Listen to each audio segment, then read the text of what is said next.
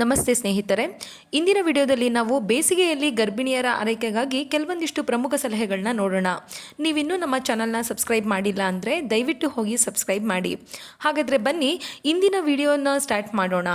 ಬೇಸಿಗೆ ಅಂದ್ರೇ ಸಾಮಾನ್ಯವಾಗಿ ಹೆಚ್ಚು ಬಿಸಿಲು ಮತ್ತು ಶೆಕೆನಿಂದ ಕೂಡಿರುತ್ತೆ. ಇನ್ನು ಗರ್ಭಿಣಿಯರಲ್ಲಿ ಈ ಶೆಕೆ ಅನ್ನುವಂಥದ್ದು ಹೆಚ್ಚಾಗಿ ಕಾಣಿಸ್ಕೊಳ್ಳುತ್ತೆ. ಅಷ್ಟೇ ಅಲ್ಲದೆ ಈ ಡಿಹೈಡ್ರೇಷನ್ ಕೂಡ ಆಗುತ್ತೆ. ಈ ಡಿಹೈಡ್ರೇಷನ್ನ ಕಡಿಮೆ ಮಾಡಬೇಕು ಅಂದರೆ ಗರ್ಭಿಣಿಯರು ಸರಿಸುಮಾರು ಪ್ರತಿನಿತ್ಯ 4ರಿಂದ 5 ಲೀಟರ್ ನೀರನ್ನು ಕುಡಿಬೇಕಾಗತ್ತೆ. ಅದ್ರ ಜೊತೆಗೆ ಈ ಎಳನೀರಾಗಿರ್ಬೋದು, ಹಣ್ಣಿನ ಜ್ಯೂಸ್ ಆಗಿರ್ಬೋದು, ಮಜ್ಜಿಗೆ ಇವೆಲ್ಲವನ್ನು ಕೂಡ ಬೇಸಿಗೆಯಲ್ಲಿ ಹೆಚ್ಚಾಗಿ ತೆಗೆದುಕೊಳ್ಬೇಕಾಗತ್ತೆ. ಇನ್ನು ಈ ಡಿಹೈಡ್ರೇಷನಿಂದ ಕೆಲವೊಂದಿಷ್ಟು ಪ್ರಾಬ್ಲಮ್ಸ್ಗಳು ಬರಬಹುದು. ನಮಗೆ ಕಾಲು ನೋವಾಗಿರ್ಬೋದು, ಬೆನ್ನೋವಾಗಿರ್ಬೋದು, ತಲೆನೋವು ಇವೆಲ್ಲ ಕೂಡ ಬರಬಹುದು. ಇವನ್ನೆಲ್ಲವನ್ನು ತಪ್ಪಿಸ್ಬೇಕು ಅಂದರೆ ನೀವು ಸಾಕಷ್ಟು ನೀರನ್ನು ಕುಡಿಲೇಬೇಕಾಗತ್ತೆ. ಇನ್ನು ಎರಡನೇದಾಗಿ ಹೊರಗಡೆ ಹೋಗೋದನ್ನು ಅವಾಯ್ಡ್ ಮಾಡೋದು ಒಳ್ಳೆಯದು.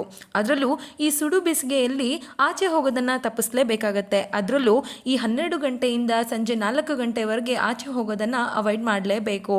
ಆದರೆ ನೀವು ಆಚೆ ಹೋಗಲೇಬೇಕು ಅನ್ನೋ ಸಿಚುವೇಶನ್ ಇದ್ದರೆ ನೀವು ಒಳ್ಳೆ ಕ್ವಾಲಿಟಿ ಇರುವ ಸನ್ಸ್ಕ್ರೀನ್, ಮಾಯ್ಶ್ಚರೈಸರ್ ಹಚ್ಕೋಬೇಕಾಗತ್ತೆ. ಅಷ್ಟೇ ಅಲ್ಲದೆ ನಿಮ್ಮ ಜೊತೆ ಯಾವಾಗಲೂ ನೀವು ಛತ್ರಿಯನ್ನು ಕ್ಯಾರಿ ಮಾಡಬೇಕಾಗತ್ತೆ. ಹಾಗೆ ನಿಮ್ಮ ಜೊತೆ ನೀರನ್ನು ಕೂಡ ತೆಗೆದುಕೊಂಡು ಹೋಗೋದು ತುಂಬಾ ಒಳ್ಳೆಯದು. ಹಾಗೆ ಇನ್ನೊಂದು ಸಲಹೆ ಕೊಡೋದಾದರೆ ಯಾವಾಗಲೂ ಆರಾಮಾಗಿ ಇರೋ ಬಟ್ಟೆಗಳನ್ನ ಹಾಕೋಬೇಕಾಗತ್ತೆ. ಅಂದರೆ ತುಂಬ ಟೈಟ್ ಆಗಿರೋ ಬಟ್ಟೆಗಳನ್ನ ಹಾಕೋಬಾರ್ದು. ಕಾಟನ್ ಬಟ್ಟೆಗಳು ಅಥವಾ ಸ್ವಲ್ಪ ಫ್ರೀ ಆಗಿರೋವಂಥದ್ದು ಅಥವಾ ಸ್ವಲ್ಪ ಲೂಸ್ ಆಗಿರೋ ಬಟ್ಟೆಗಳನ್ನ ಉಪಯೋಗಿಸ್ಬೇಕಾಗತ್ತೆ. ಹಾಗೆ ಲೈಟ್ ಕಲರ್ ಬಟ್ಟೆಗಳನ್ನ ಹಾಕೋದ್ರಿಂದ ಕೂಲಾಗಿ ಇರ್ಬೋದು. ಹಾಗೆ ಯಾವುದೇ ರೀತಿ ಇರಿಟೇಷನ್ ಕೂಡ ಆಗೋದಿಲ್ಲ. ಇನ್ನು 4ನೇದು ಅಂದರೆ ನಿಮ್ಮ ಆಹಾರ ಹಗುರ ಮತ್ತು ಆರೋಗ್ಯಕರವಾಗಿರಬೇಕು. ಅಂದರೆ ತುಂಬ ಖಾರವಾಗಿರೋ ಅಥವಾ ತುಂಬ ಸ್ವೀಟ್ ಆಗಿರೋ ಅಥವಾ ತುಂಬ ಉಪ್ಪಾಗಿರೋ ಆಹಾರವನ್ನು ಅವಾಯ್ಡ್ ಮಾಡಿದರೆ ತುಂಬಾ ಒಳ್ಳೆಯದು.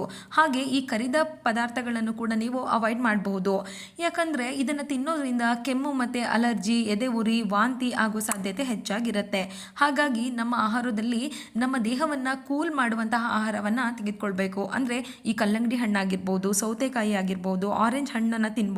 ಇನ್ನು ಕೊನೆಯದಾಗಿ ಸುರಕ್ಷಿತವಾಗಿ ವ್ಯಾಯಾಮ ಮಾಡುವಂಥದ್ದು. ಹೌದು, ಸುರಕ್ಷಿತವಾಗಿ ವ್ಯಾಯಾಮವನ್ನು ಗರ್ಭಿಣಿಯರು ಮಾಡಬಹುದು. ಅಂದರೆ ಈ ವಾಕಿಂಗ್ ಮಾಡೋದಾಗಿರ್ಬೋದು ಅಥವಾ ಯೋಗವನ್ನು ಮಾಡೋದಾಗಿರ್ಬೋದು. ಇವೆಲ್ಲಗಳನ್ನು ಮಾಡಬೇಕಾದ್ರೆ ನಾವು ತಂಪಾದ ವಾತಾವರಣದಲ್ಲಿ ಮಾಡಬೇಕು. ಅಂದರೆ ಬೆಳಗ್ಗೆ ಅಥವಾ ಸಂಜೆ ಮಾಡಬಹುದು.